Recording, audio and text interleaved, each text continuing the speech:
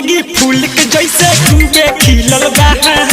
हमर जिंदगी फूल के जैसे खूबे खिलल बा।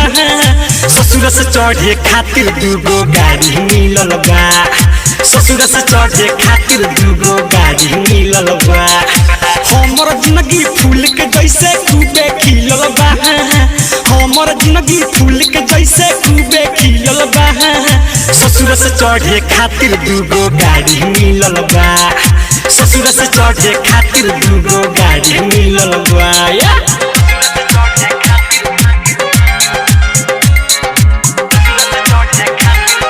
रिकॉर्डिंग स्टूडियो बड़ा डीजे एगो पर रात में है एगो पर दिन में, नहीं खरोच दिल है दोनों मशीन में। एगो पर रात में है एगो पर दिन में, नहीं खरोच दिल है दोनों मशीन में। नहीं खरोच दिल है दोनों मशीन में। सुनी खबर पूरा पटीदार हिलल बा। सुनी खबर पूरा पटीदार हिलल बा। ससुर से चढ़े खातिर दूगो गाड़ी मिलल बा। ससुर से चढ़े खातिर दूगो गाड़ी मिलल बा।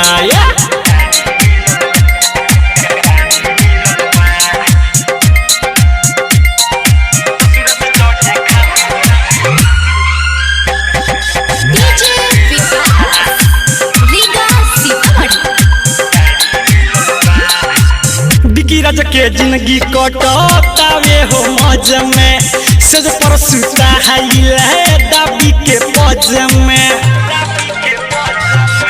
बिकी राज के जिंदगी कटतावे हो मौज में, सज पर सुता है दाबी के पज में।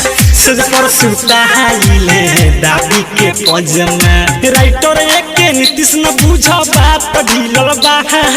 ओम प्रकाश न बुझ बात ढिलल बा। ससुर से चढ़े खातिर दूगो गाड़ी मिलल बा। ससुर से चढ़े खातिर दूगो गाड़ी मिलल बा। हमर जिंदगी फूल के जैसे खूबे खिलल बा। हमर जिंदगी फूल के जैसे खूबे खिलल बा। ससुर से चढ़े खातिर दूगो गाड़ी मिलल बा। ससुर से चढ़े खातिर दूगो गाड़ी मिलल बा। रिकॉर्डिंग स्टूडियो घोड़ा सा।